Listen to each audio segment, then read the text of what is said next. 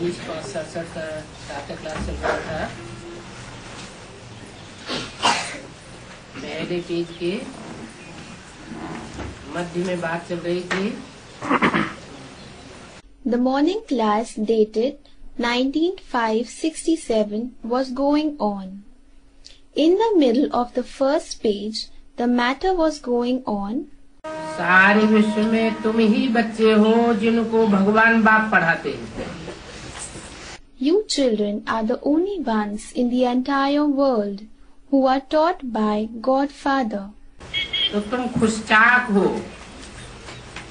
So, you are happy. बाप याद दिलाते हैं और समझाते भी हैं। The Father reminds you and even explains that कि अब मरना तो सभी को है। Now everyone has to die. कोई को शरीर की मौत मरना है। Some have to die a physical death. और कोई पुरुषार्थ करके जीते जी मर जाएंगे। And some would make efforts and die while being alive. जो जीते जी मरेंगे वो अपना ही जीवन खुशचाक बनावेंगे। Those who would die while being alive would make their lives happy. अभी अपना जीवन याद की यात्रा से हीरे जैसा बना लो। Now, make your life diamond-like through the journey of remembrance. हीरे जैसा जीवन The diamond-like life सिर्फ संगम युग में ही होता है। is there only in the confluence age और कोई युग में नहीं होता। and not in any other age. सत्युग के पहले जन्म में सोने समान, In the first birth of the golden age, it is gold-like, Treta में चांदी समान, and in the silver age, it is silver-like. तो अभी तुम अपना जीवन हीरे जैसा बना सकते हो। So, now you can make your life diamond-like. बहुत फायदे का कारोबार है। It is a very profitable business. Godly student life ये सोर्स ऑफ इनकम है। Godly student life is a source of income. एक जन्म के लिए नहीं, जन्म जन्मांतर के लिए।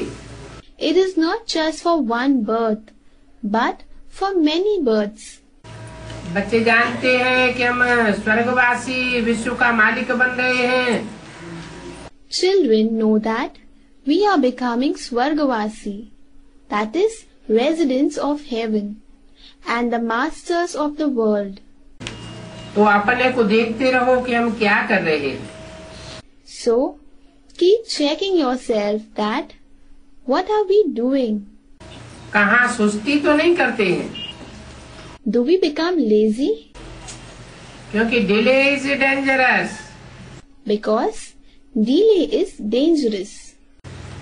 बाप ने पहले भी समझाया है The Father had explained earlier also. कि देखो तुमको कितना माल ढाल दिया था। Look, you had been given so much wealth.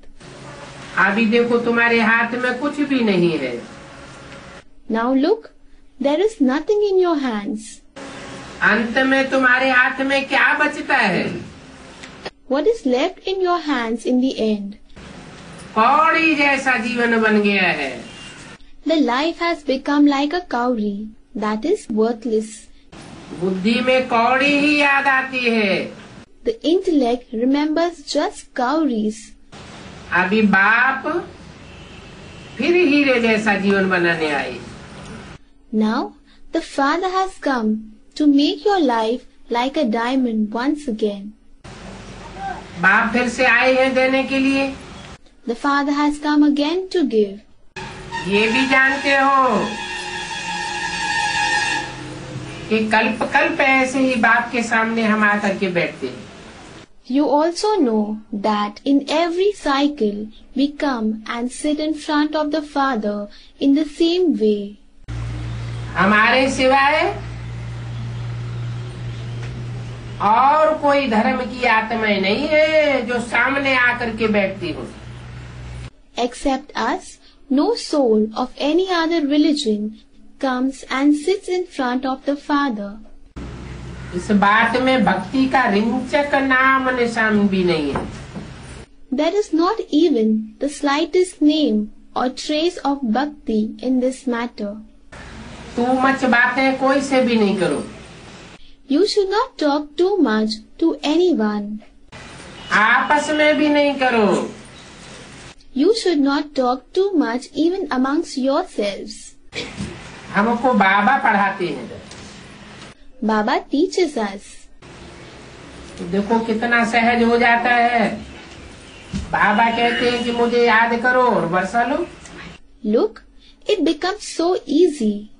Baba says that remember me and obtain the inheritance. यही ज्ञान है जिससे सदगति होती है। This is the only knowledge which causes true salvation. बाकी जो कुछ भी सुनाते हैं वो सब दुर्गति करते आए हैं। Rest, whatever the other people narrate, has been causing degradation. ज्ञानदाता तो एक ज्ञान सागर बाप ही है। Father, the ocean of knowledge alone is a giver of knowledge. बाकी सब मनुष्य है दुर्गति दाता। Rest of the human beings are givers of degradation. इसलिए बाप ने एक स्लोगन बनवाया जो घर घर में टांग दो। That is why the Father had got a slogan prepared which should be displayed in every home. श्रीमत से सदगति और मनुष्य मत से दुर्गति। Srimad, that is godly direction, causes Sadgati, and the opinions of the human beings causes degradation. भक्ति से तो दुर्गति होती आई है। Bhakti has been causing degradation. भक्ति आती है रावण से। Bhakti comes from Ravan. Ravan है अनेक मुख वाला। Ravan is the one having many mouths. अनेक मुखों से अनेक प्रकार की बातें बताता है। He narrates many kinds of versions through the many mouths. और बाप है एक मुख वाला। And the Father possesses only one mouth. Ramlila दिखाते हैं। Ram Leela, that is Ramayana, is enacted. Ram को एक मुख दिया है और रावण को 10 मुख दिखाते हैं। Ram has been depicted with one head and Ravan has been depicted with 10 heads. अर्थ कुछ भी नहीं समझते। They do not understand any meaning. इस रावण के ज्ञान से तुम्हारी दुर्गति होती है। This knowledge of Ravan causes your degradation. अभी भी दुर्गति हो सकती है अगर अनेकों की बातों पर चलते रहे। Even now, degradation can be caused if one continues to follow the versions of many. ऊंचे के ऊंचे एक बात को पहचान करके एक ही मत पर चलेंगे। If one follows the direction of one after realizing the one highest on high Father, तो सदगति ही सदगति है। then it would lead to nothing but true salvation. आत्मा की भी सदगति और शरीर की भी सदगति। There would be Sadgati, that is true salvation of the soul, as well as the Sadgati of the body. संगी साथियों की भी सदगति के निमित्त बन पड़ेंगे। And one would also become instrumental in causing the Sadgati of the associates and companions. बाकी भक्ति से तो दुर्गति होती है। As regards Bhakti, it causes degradation. इसलिए कहा जाता है सेकंड में जीवन मुक्ति। That is why it is said true salvation in a second. बच्चों को समझाते तो बहुत है Children are explained a lot. कि शिव के भक्तों के पास जाओ। That go to the devotees of Shiv. बोलो ये तुम क्या कर रहे हो? Tell them, What is it that you are doing? जिनकी तुम पूजा करते हो, The one whom you are worshipping, वो शिव बाबा हमको पढ़ा रहे। that Shiv Baba is teaching us. पहले भी पढ़ा करके गए थे, He had taught us and departed earlier too. कुछ करके गए थे, तो सारी दुनिया उसे निराकार को याद करती है। He had done something and then departed. That is why the entire world remembers that incorporeal one. तुम भी बैठ करके याद करते हो। You too sit and remember. अभी वो बाप हमको पढ़ा रहे हैं, Now that Father is teaching us. तुम भी आकर के पढ़ो। You too come and study. बाबा कहते हैं, माँ में कब याद करो, Baba says, remember me alone. तो तुम्हारे पाप कर्म भस्म हो जाएंगे। Then your sins would get burnt. माँ में कम का मतलब मेरा एक ही स्वरूप है। Mamekam means my form is only one. जिस मुकर्रर रथ में मैं आता हूँ, The chosen chariot in which I come. मैं सर्वव्यापी नहीं हूँ, I am not omnipresent. एक व्यापी होकर के आता हूँ। I come as an Ekavyapi, that is, present in one. कहा भी जाता है God is one, It is even said, God is one. तो गॉड का बच्चा भी वन कहा जाता है। So, God's child is also said to be one. कोई भी राजाएं होते थे, उन राजाओं का बड़ा बच्चा ही राज्य का अधिकारी होता था, पहला बच्चा। Whichever kings existed, the eldest son, the first child of those kings used to be entitled to the kingdom. Shiv बाप भी सृष्टि पर आए हैं, Father Shiv has also come in this world. जो ज्ञान में बड़ा ठहरा वो बड़ा ठहरा। The one who is senior in knowledge is senior. बाप ज्ञान की प्रॉपर्टी लेकर के आते हैं, The father comes with a property of knowledge. उसको जो धारण करते हैं वो नंबरवार बच्चे बनते हैं। Those who put it into practice become the number-wise children. जिसने पहले पहले धारणा की, The one who first of all made inculcations बाप समान बनने की, to become Bap Saman, that is, equal to the father, एक बाप को याद करने की, to remember one father, बाप उसे आप समान बनाते हैं। father makes him equal to himself. Title मिल जाता है Shiv Shankar Bholenath, He gets the title Shiv Shankar Bholenath. Shiv के साथ शंकर का ही नाम जोड़ते हैं, The name of Shankar alone is added with Shiv. और कोई देवता का नाम नहीं जोड़ते। No other deity's name is added. तीन मूर्तियों में विष्णु के साथ शिव का नाम नहीं जोड़ा जाता। Among the three personalities, Shiv's name is not added to Vishnu. Brahma के साथ शिव का नाम नहीं जोड़ा जाता। Shiv's name is not added to Brahma. तो भक्ति मार्ग में शिव शंकर को मिलाकर एक कर दिया। So, Shiv and Shankar have been mixed up and made one in the path of devotion. भक्त ये नहीं समझते कि शिव अलग आत्मा है और शंकर अलग आत्मा है। The devotees do not understand that Shiv is a separate soul and Shankar is a separate soul.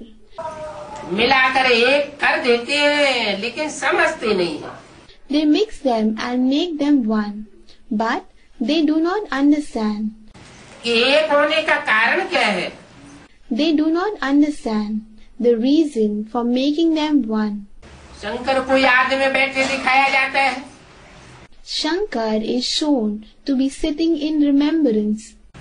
कोई से प्राप्ति होती है तभी तो उसे याद किया जाता है।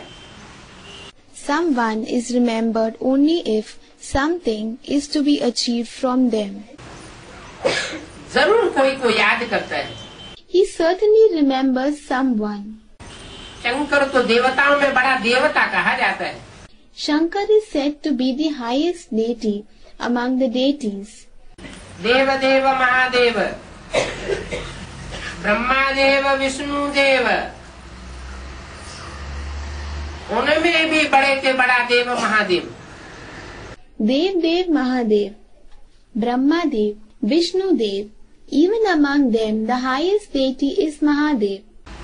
भगवान जो नहीं है, He is not God, परंतु भगवान की याद से भगवान भगवती के पद को प्राप्त कर लेते हैं। but through the remembrance of God, they achieve the post of God Goddess. इसलिए कहते हैं कि जैसे को याद करेंगे वैसे ही बन जाएंगे। That is why it is said that as the person or thing one remembers, so shall one become. बाप भी कहते हैं अभी भी तुम माँ में कम याद करो। The father also says, now you remember me alone. कोई दूसरे को याद न करो। Do not remember anyone else. मेरी अभी विचारी याद करेंगे If you remain in my unadulterated remembrance, तो मेरे जैसे निराकारी, निर्विकारी, निरहंकारी बन जाओगे। then you would become incorporeal, viceless, egoless like me. मैं निराकारी स्टेज में रहने वाला हूँ ना। I remain in an incorporeal stage, don't I? अपने धाम में हूँ, तब तो हूँ ही निराकार। When I am in my abode, I am incorporeal anyway. तुम आत्माएं भी वहाँ निराकार स्टेज में रहने वाली हो। You souls also remain in an incorporeal stage there. लेकिन मेरे में और तेरे तुम्हारे में ये अंतर है But the difference between me and you is that कि मैं साकार शक्ति पर आता हूँ तो भी निराकारी स्टेज में रहता हूँ। even when I come in the corporeal world, I remain in an incorporeal stage. कोई के भी संग के रंग में आऊंगा तो भी निराकार रहूंगा। Even if I remain in anybody's company, I would remain incorporeal. निर्विकल्प रहता हूँ I remain free from wishes thoughts. और तुम संग के रंग में आकर के संकल्प विकल्प में आ जाते हो। And when you get colored by company, you create good or bad thoughts. संकल्पों से अपनी ही सृष्टि की रचना कर लेते हो। You create your own world through thoughts. तो मैं तरीका बताता हूँ। So, I show the way. पूर्व जन्म के जो किए हुए पाप हैं इस संगम युग की रील में घूम रहे हैं। The sins committed in the past births are rotating in the reel of the confluence age. दुष्ट कर्मों का लेखा जोखा रील में आता है तो तुम्हारी अवस्था खराब होने लगती है। When the accounts of the wicked acts come in the reel, then your state starts deteriorating. अच्छे कर्मों की रील घूमती है तो तुम्हारी अवस्था ऑटोमेटिक अच्छी होने लगती है। When the reel of noble acts rotates, then your state starts becoming good automatically. तो जिस समय अवस्था खराब होने लगे So, when the stage starts deteriorating, उस समय तो खास मेरी याद में रहो। then remain especially in my remembrance at that time. तो दुष्ट संकल्पों की रील भस्म हो जाएगी।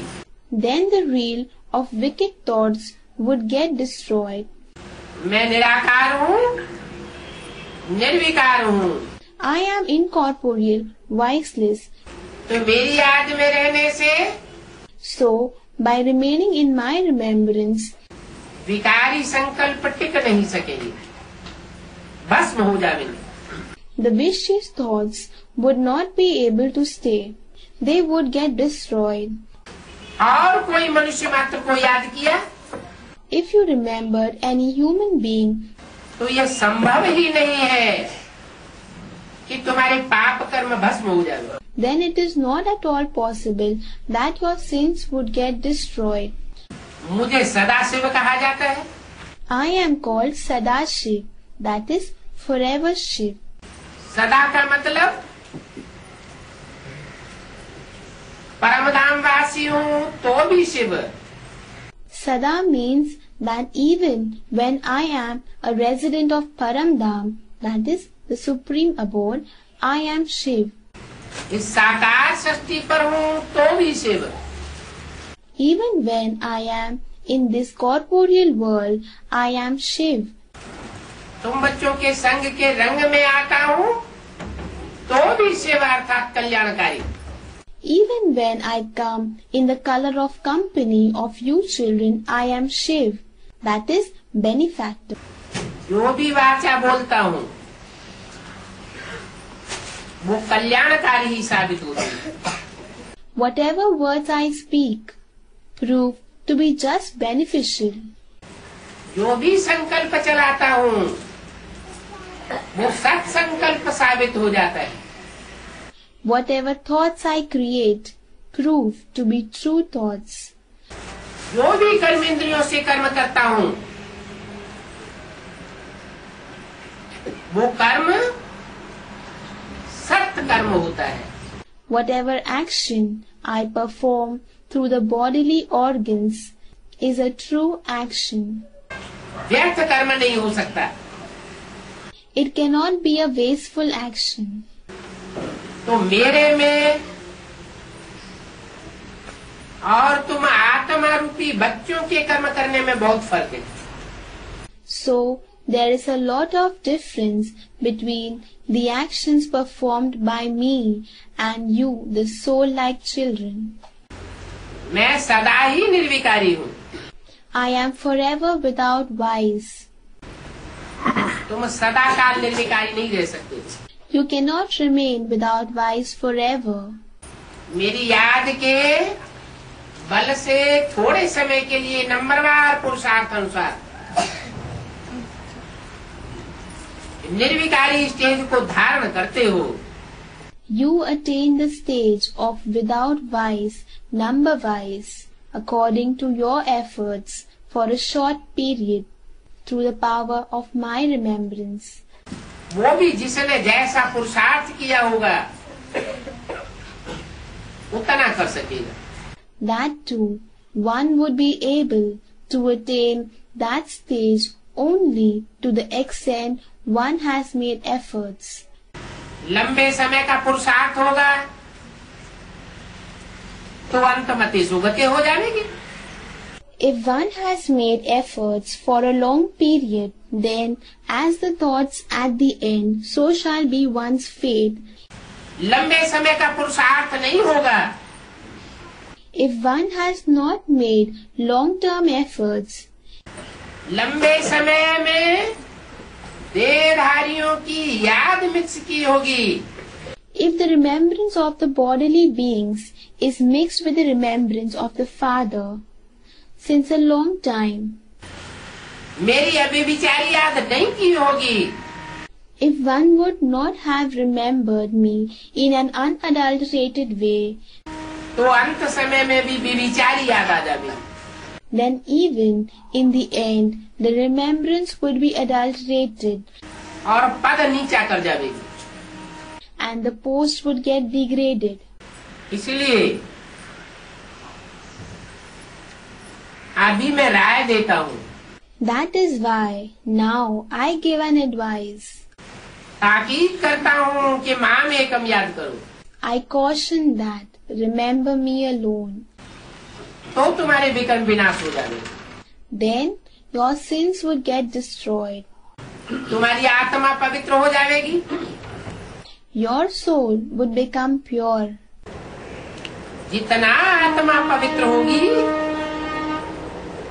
उतना ही पवित्र धाम में आवेगी. As much pure a soul becomes, so much pure an abode it would come into. 15.16 कला संपूर्ण आत्मा पवित्र बनेगी.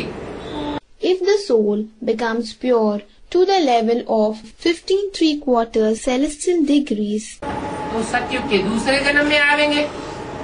then it would have to come in the second birth of the golden age. वो आत्मा की चौथाई कला की कमजोरी फिर द्वापर युग में अपना रंग दिखावेगी. The quarter celestial degree weakness of that soul would show its color in the copper age. दूसरे धर्म में कन्वर्ट हो जाएंगे. It would get converted to other religions क्योंकि आत्मा में कमजोरी रह गई. because there was weakness in the soul. ये तो एक मिसाल दिया This was just an example that was given.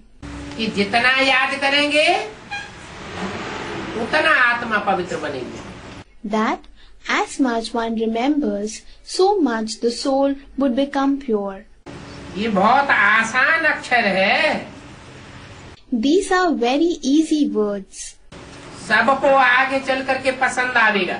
Everyone would like them in future. माम एकम याद करो. Remember me alone. क्या पसंद आवेगा? What would they like? मुझे एक को याद करो, कोई दूसरे को याद नहीं करो. Remember me alone? Do not remember anyone else. और बुढ़ियों के लिए तो बहुत सहज है. And it is very easy for the old woman.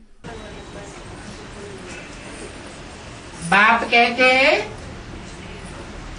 एक अक्षर याद नहीं कर सकती. The father says, can't you remember just one word? Wonderful बात है. It is a wonderful matter. अपने पति को याद कर सकती हो. You can remember your husband. और इस बाप ने क्या गुनाह किया है जो कि तुम याद नहीं कर सकती हो. And what crime has his father committed that you cannot remember him? क्या गुनाह किया है? What is the crime that he has committed? क्या कहेंगे? What would you say? ऐसे तो नहीं है सब बुढ़ियां याद नहीं कर सकती है.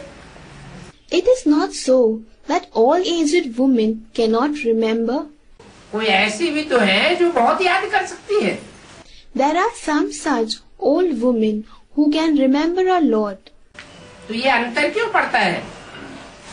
So, why this difference? 63 जन्मों में कोई कम संग के रंग में आए हैं उस मुकर्रर रथधारी के साथ. Some have come in the company of the chosen chariot to a lesser extent in the 63 births. और कोई ज्यादा संग के रंग में आए हैं. And some have come in his company more. कोई बिल्कुल ही संग के रंग में नहीं आए हैं. Some have not come in his company at all. नाम मात्र. Or have come for namesake. तो उन्हें याद भी नाम मात्र याद आवेगी. So, they would remember him for namesake. उन 63 जन्मों की भी शूटिंग कहाँ होती है? Where does the shooting for those 63 births take place? Rehearsal कहाँ होती है? Where does the rehearsal take place? अभी संगम युग में रिहर्सल हो रही है. The rehearsal is taking place now in the confluence age. अभी जितना चाहो अपनी आत्मा में बल भर सकते हो. Now you can fill your soul with as much power as you wish. बुद्धि का ताला खुला हुआ है. The lock of the intellect is open. अलबेलापन करेंगे, सुस्ती करेंगे तो अपना ही घाटा डालेंगे. If you become careless, if you become lazy, then you would cause loss to yourself. ये तो भला बुद्धि में है ना It is contained in your intellect कि हम बाप की श्रीमत से स्वर्गवासी बन रहे हैं। that we are becoming Swargavasi, that is, residents of heaven, on Father's Srimad, that is, godly directions. Isn't it? ये श्रेष्ठ मत हमें आज तक और किसी गुरु ने नहीं दिए। Till today, no Guru has given us this righteous direction, कि स्वर्गवासी कैसे बना जाता है। that how can one become the residents of heaven? 2500 वर्ष से गुरुओं की पढ़ाई पढ़ते चले आए। We have been studying knowledge from Gurus for 2500 years. कोई ने स्वर्गवासी बनाया क्या? Did anyone make us the residents of heaven? और ही नरकवासी बनते गए। We continued to become Narkavasi, that is, residents of hell all the more. अभी बाप कहते हैं, Now, the Father says, मैंने तुम्हें स्वर्गवासी बनने का रास्ता बताया। I have shown you the path to become residents of heaven. स्वर्गवासी बनते ही है स्वस्थिति में रहने से। One becomes residents of heaven by remaining in Swasthiti, that is, soul consciousness. ये स्वस्थिति का ज्ञान और कोई को नहीं होता। Nobody else possesses this knowledge of Swasthiti. मैं आकर के तुम्हें बताता हूँ कि तुम क्या हो। I come and tell you what you are. स्व माने क्या है? What is meant by Swa? That is self. स्व शरीर नहीं है, स्व आत्मा है। Swa is not the body. Swa is the soul. ये शरीर तो यही नष्ट हो जाएगा। This body will get destroyed here itself. आत्मा तो अपने इस जन्म के और पूर्व जन्म के संस्कारों को लेकर के अगले जन्म निर्धारण करती है। The soul takes the next birth along with the sanskars of this birth and the past births. तो तुम अभी स्वस्थिति में जितना स्थित रहेंगे, So, the more you remain in Swasthiti, जितना ज्योति बिंदु आत्मा की स्मृति में रहेंगे, the more you remain in the remembrance of the point of light, soul.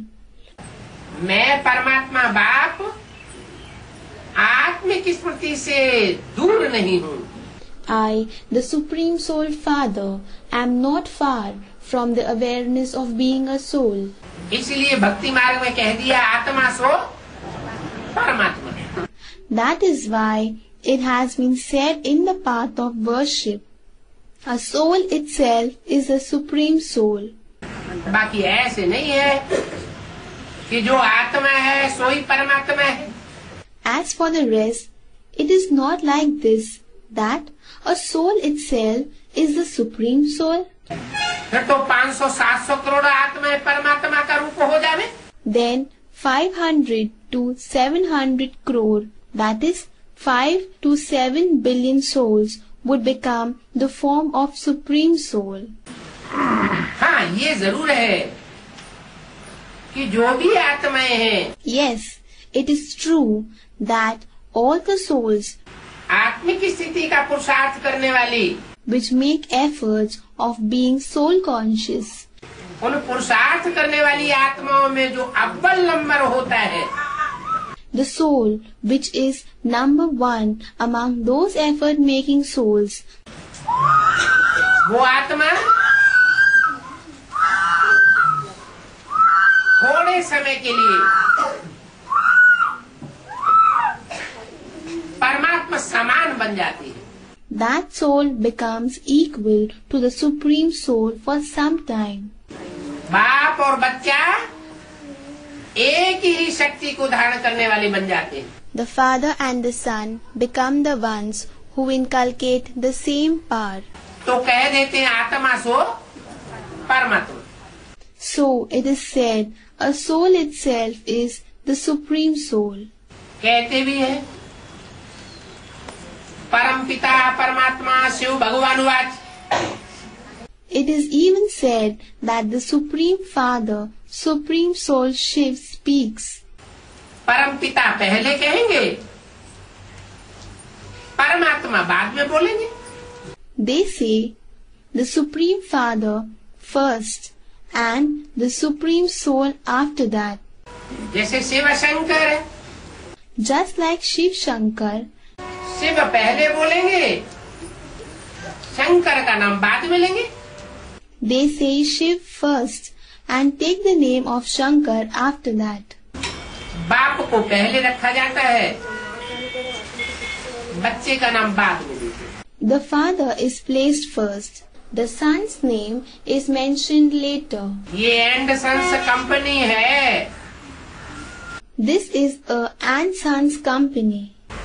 इसका फाउंडेशन अभी पड़ता है। Its foundation is laid now. फिर भी तुम बच्चे ये बातें भूल जाते हैं। Even then, you children forget these matters. बच्चों को समझाया गया है The children have been explained that कि आत्मा जब भी शरीर लेती है तब ही सुख दुख भोगती है। a soul experiences happiness and sorrow only when it takes a body. जब तक आत्मा शरीर न धारण करे तब तक न सुख भोग सकती है और न दुख भोग सकती है। Until a soul takes a body, it can neither experience happiness nor sorrow. पुनर्जन्म तो होता है। The rebirth does take place. Hindu लोग पुनर्जन्म को मानते हैं, Hindus believe in rebirth. Christians और मुसलमान दूसरे धर्म के लोग पुनर्जन्म को नहीं मानते हैं। Christians and Muslims and people belonging to other religions do not believe in rebirth. कारण क्या है? What is the reason?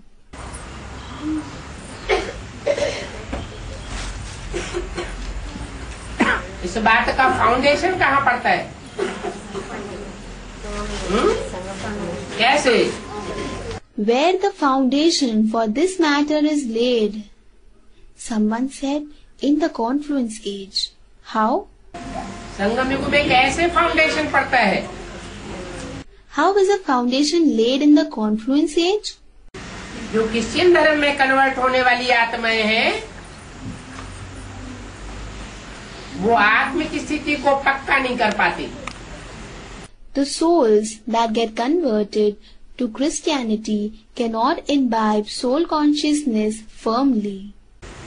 उन्हें पूरा विश्वास नहीं हो पाता। They are unable to believe completely हमारे देह अहंकार के कि वाकई हम आत्मा है। due to body consciousness that we are truly souls. इसलिए वो फाउंडेशन पक्का नहीं होने के कारण स्मृति भी पक्की नहीं होती।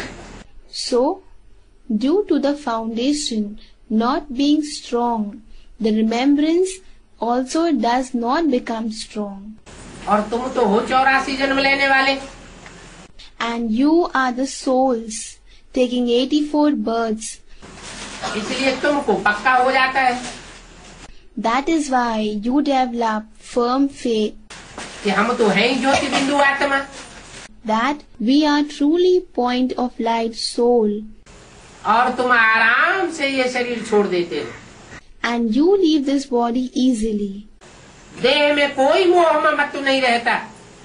There is no attachment on the body.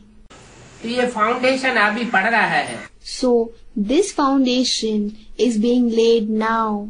कि आत्मा एक जन्म लेती है या अनेक जन्म लेती है। Does a soul take one birth or many births? अनेक जन्म धारण करने वाली मैं आत्मा ऑल राउंड पार्ट बजाने वाली हूँ।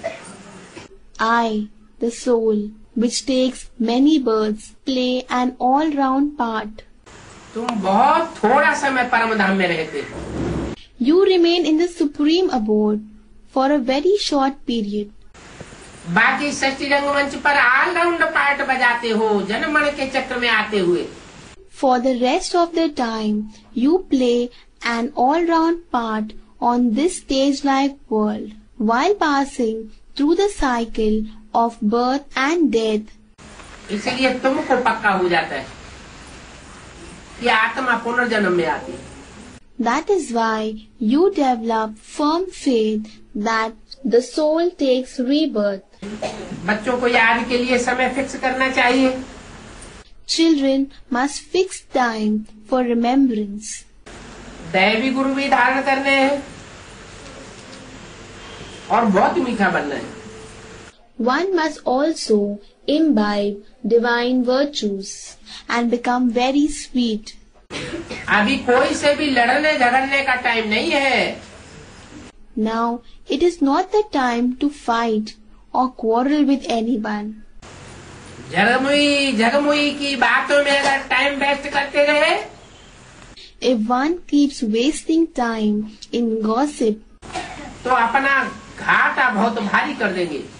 then one would cause a great loss to oneself. बाद में बहुत पछताना पड़ेगा. One would have to repent a lot later. अभी संगम युग का समय है सहन करने का. Now the time of confluence age is a time to tolerate. जितना जो सहन करेंगे उतना फायदे में रहेंगे.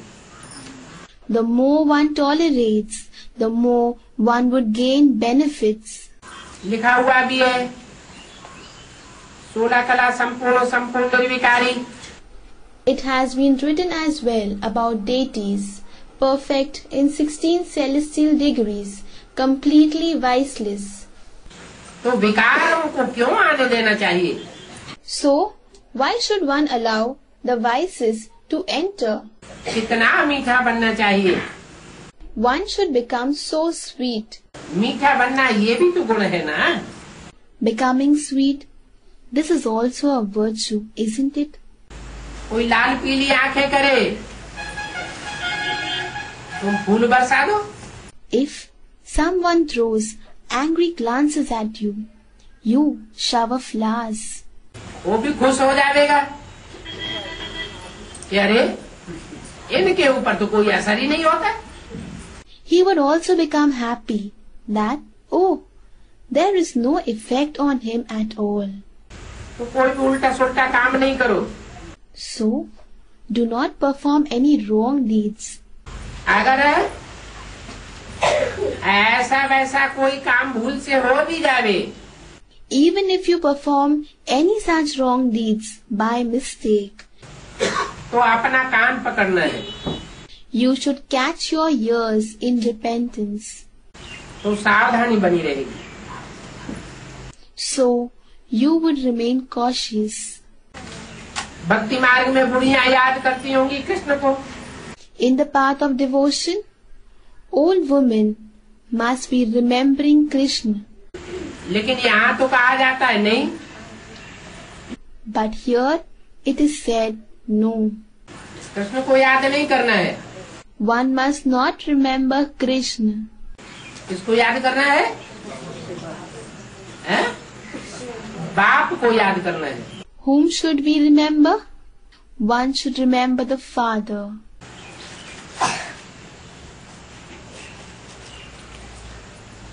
ये बुढ़ियों को माताओं को कृष्ण की याद ज्यादा क्यों आती है?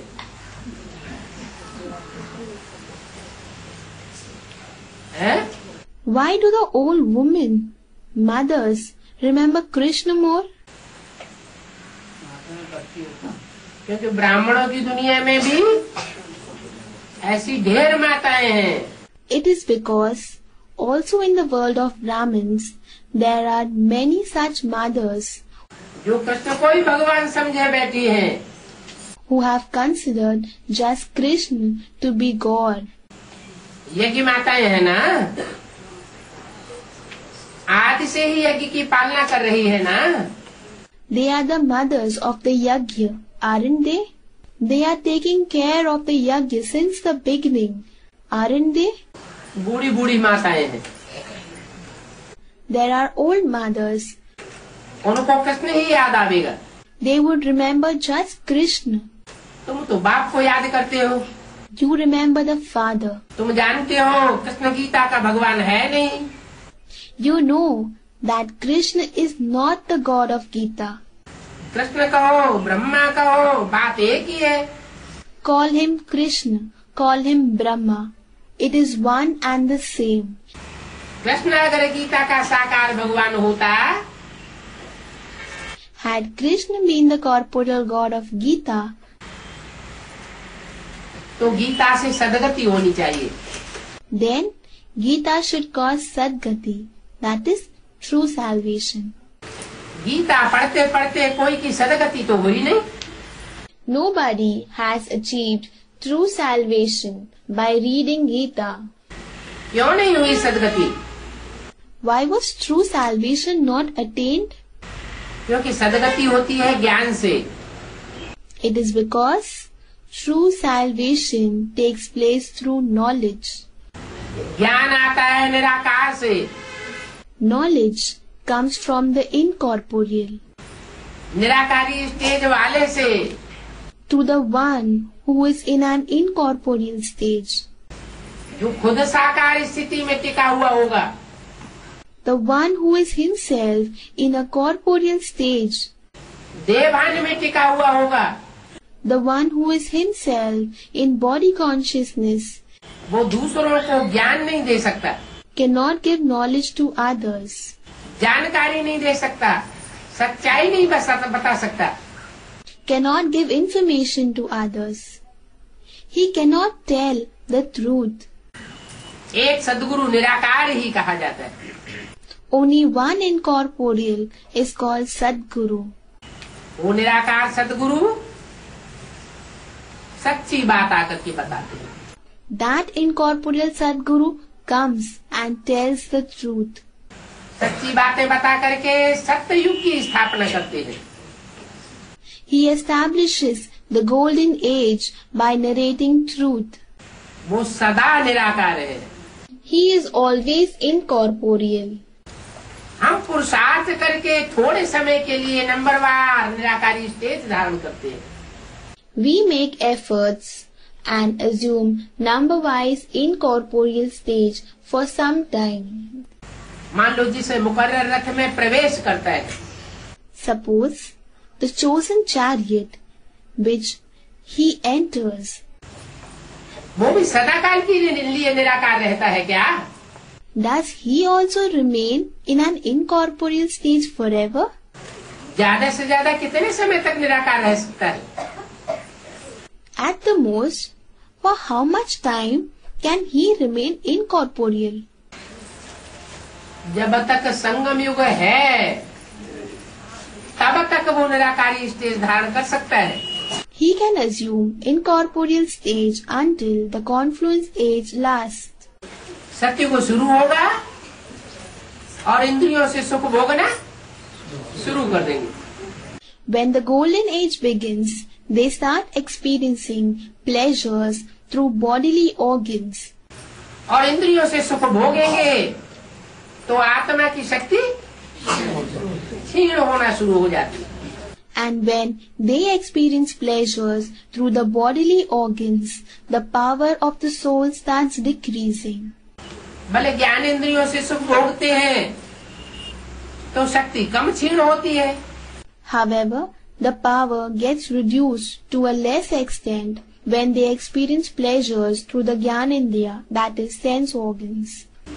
द्वापर युग से कर्म इंद्रियों से सुख भोगते हैं तो शक्ति ज्यादा क्षीण होती है। From the copper age, the souls experience pleasures through the karmendriya, that is organs of action, so the power gets reduced to a greater extent. सतयुग में कलाएं कम होती हैं, ज्ञानेंद्रियों में रमण करने के कारण।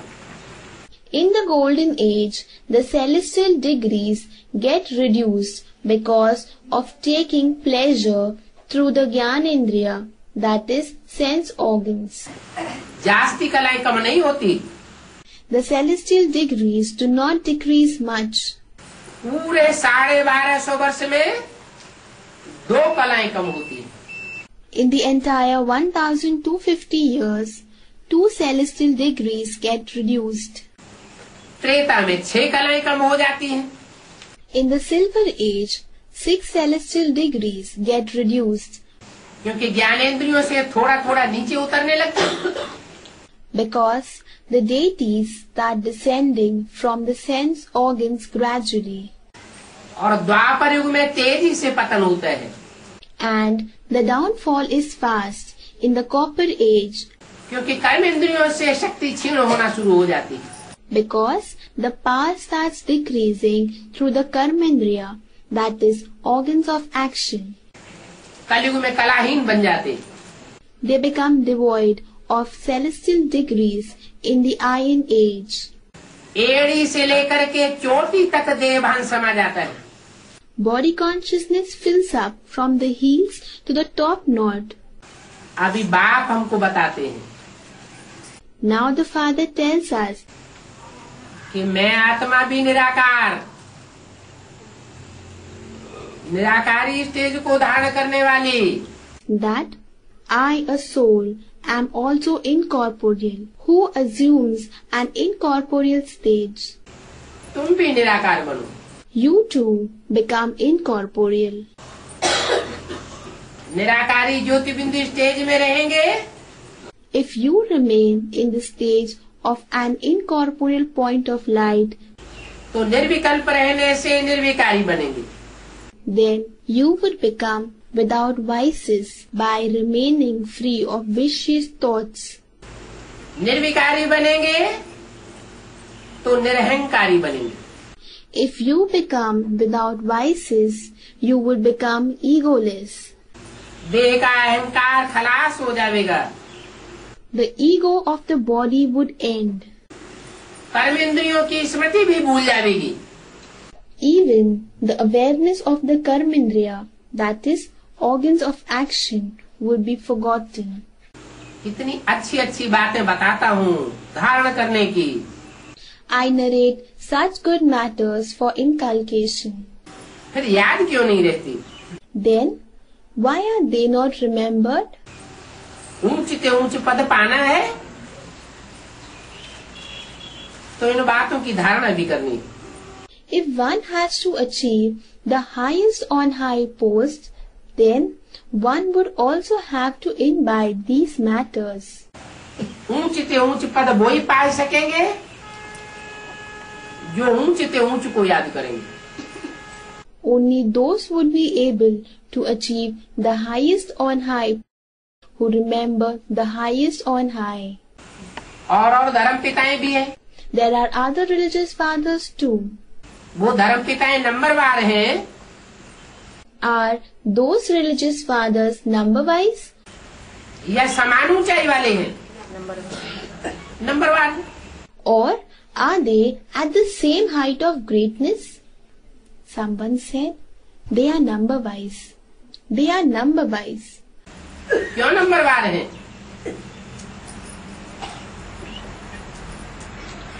Why are they number wise? उनको नंबरवार क्यों स्टेज प्राप्त होती है? Why do they achieve number wise stage? क्योंकि वो धर्म पिताएं भी सृष्टि पर भगवान बाप से ही निराकारी स्टेज प्राप्त करते हैं। It is because even those religious fathers achieve the incorporeal stage in this world through Godfather only. कोई पहले निराकार बन जाते हैं, कोई बाद में निराकार बनते हैं।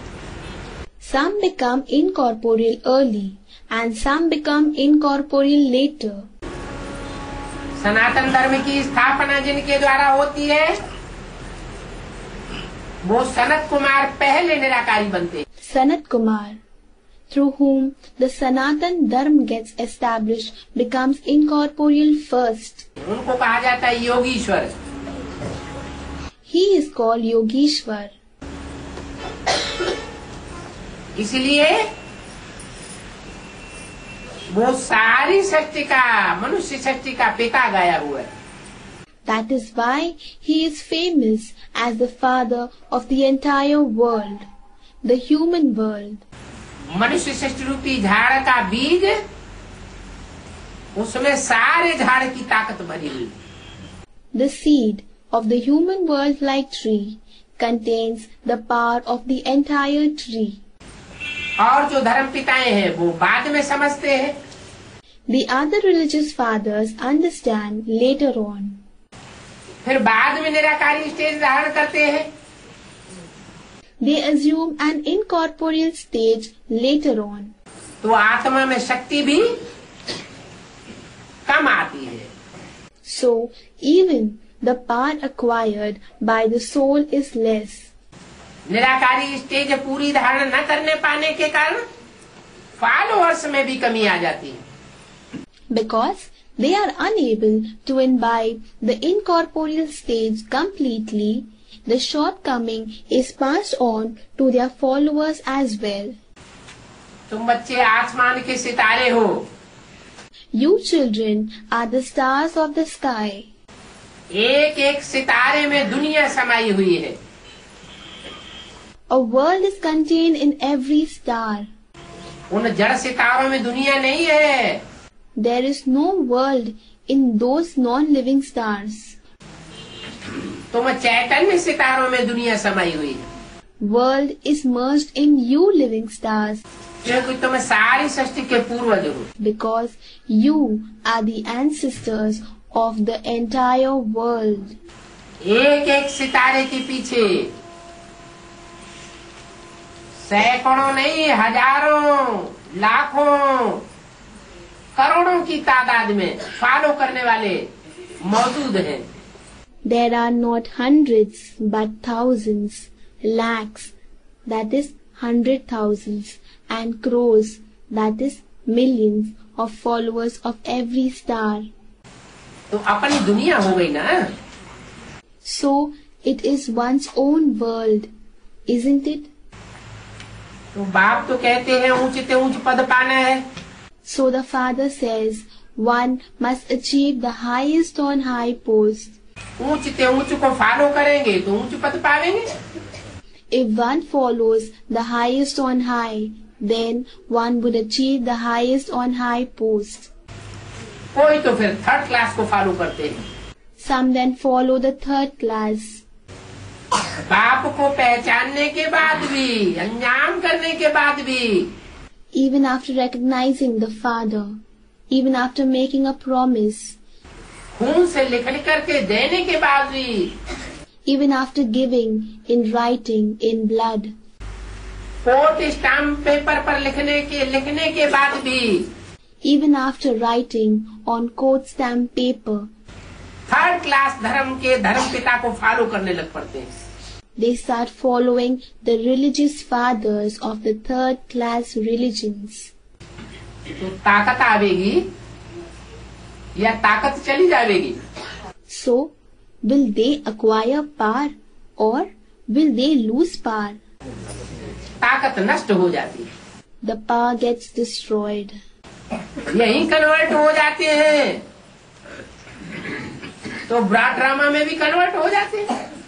When they get converted here itself, they get converted in the broad drama as well. यहाँ भारत को धोखा दे जाते हैं। Here, they deceive India.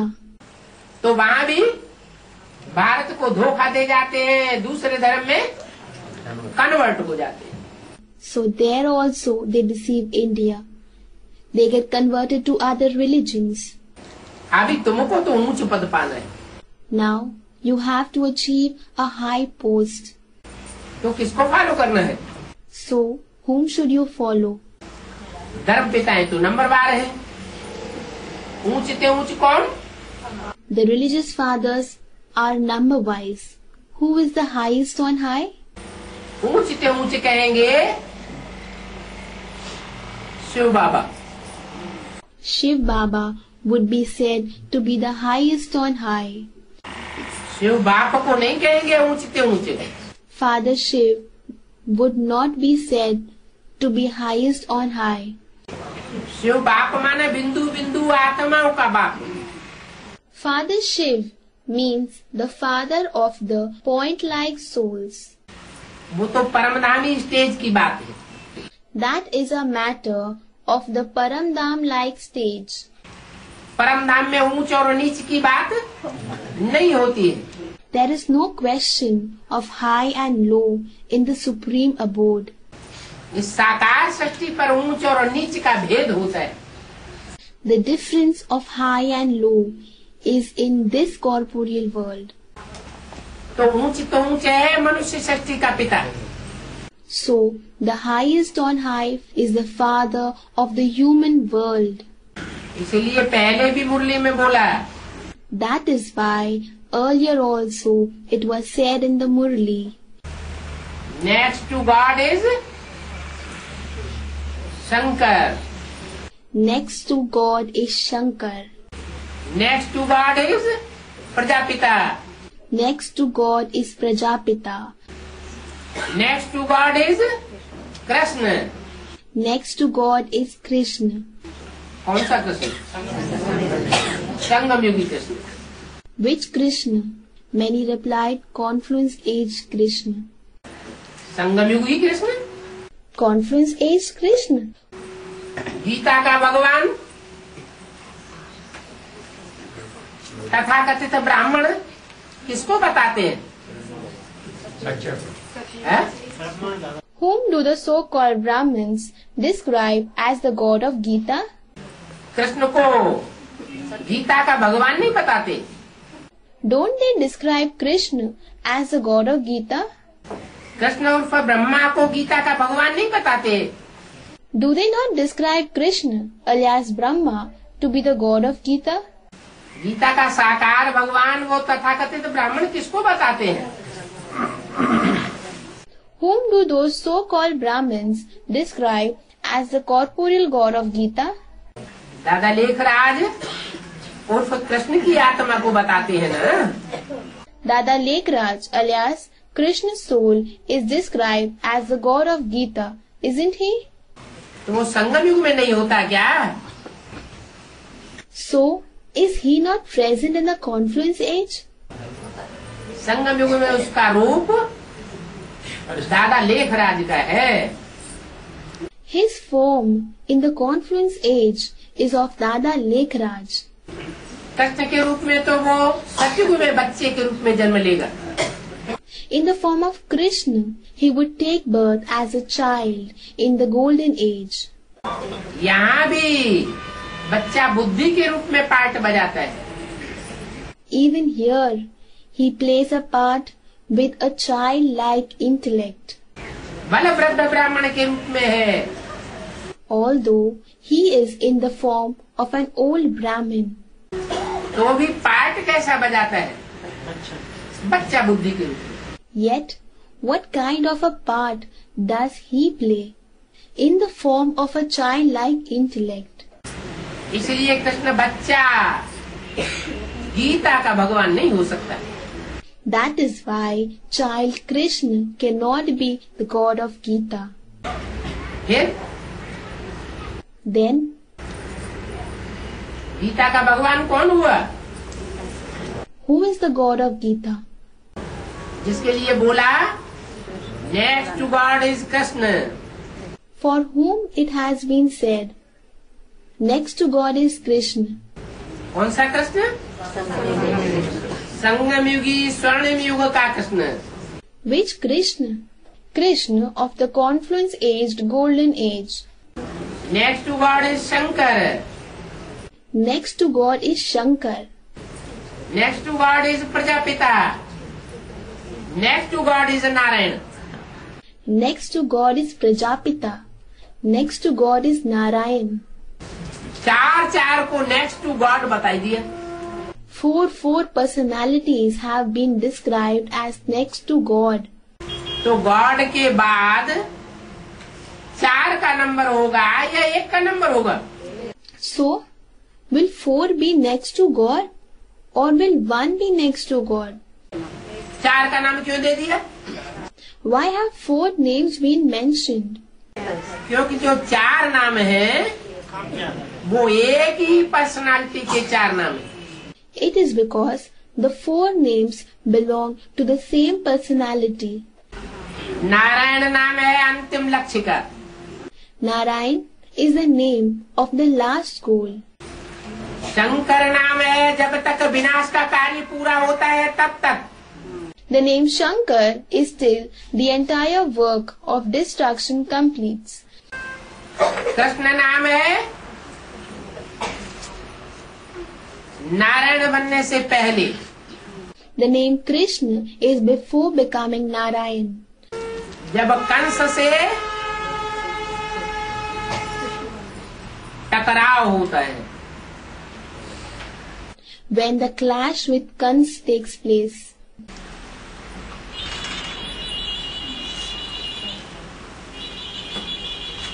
ये संगम युगी कृष्ण का गायन है शास्त्रों में। It is the praise of the confluence-aged Krishna in the scriptures कि कृष्ण के साथ फ्रंट में कंस खड़ा हुआ था। Kans is standing in front of Krishna. Kansi, जरासिंधी, Shishupal, Kansi, Jarasindhi, Shishupal ये कृष्ण को फूटी आंख से देख नहीं सकते थे। were not able to stand the sight of Krishna. संगम युग की बातें हैं। These are matters of the confluence age. दादा लेखराज के स्वरूप की बात नहीं है। It is not a matter about the form of Dada Lekraj. वही दादा लेखराज की आत्मा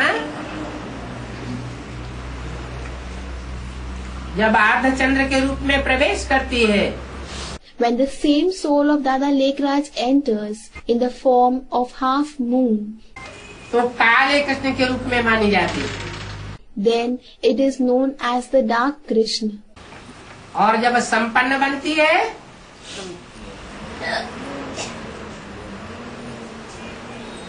तो नारायण के रूप में कहा जाता है। And when it becomes complete, then it is called Narayan. वो नारायण संगम युग में और सतयुग के आदि में 16 कला संपूर्ण कहा जाता है। That Narayan is called as perfect in 16 celestial degrees in the confluence age and in the beginning of the golden age. दूसरे नारायण भी हैं There are other Narayans too, जो सतयुग में ही जन्म लेते हैं, who take birth in the golden age itself. लेकिन उनका गायन और पूजन शास्त्रों में नहीं है। But they have not been praised and worshipped in the scriptures. उनके मंदिर नहीं है, उनकी मूर्तियां नहीं पूजी जाती।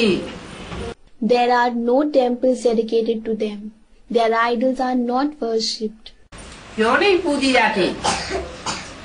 Why are they not worshipped? क्या वो पवित्र नहीं होते हैं? Are they not pure? सतयुग में लक्ष्मी नारायण दी 2nd, 3rd, 4th ये पवित्र नहीं बनेंगे क्या? Will the 2nd, 3rd, 4th Lakshmi Narayan of the golden age not become pure? है? नहीं बनेंगे, पवित्र तो बनेंगे। Will they not? They will become pure. फिर इनकी पूजा क्यों नहीं होती है? Then, why are they not worshipped? क्योंकि संगम युग में इन्होंने ऐसा पुरुषार्थ नहीं कर पाया जो पूजनीय बन पाते। Someone said something. Yes, because they could not make such efforts in the confluence age to become worship worthy. इसलिए गायन पूजन और यादगार त्योहार That is why the praises, the worship and memorials, festivals संगम युगी स्वर्ण युग के हैं, pertain to the confluence aged golden age सतयुग के नहीं है। and not to the golden age. वो तो उतरती कला का युग है। That is an age of decreasing celestial degrees, और संगम युग है चढ़ती कला का युग। and the confluence age is an age of increasing celestial degrees. संगम युग में भगवान बाप आते हैं। The Godfather comes in the confluence age. सतयुग में भगवान नहीं होता है। God is not present in the golden age. इसलिए संगम युग का गायन है। That is why the confluence age is praised. Om Shanti.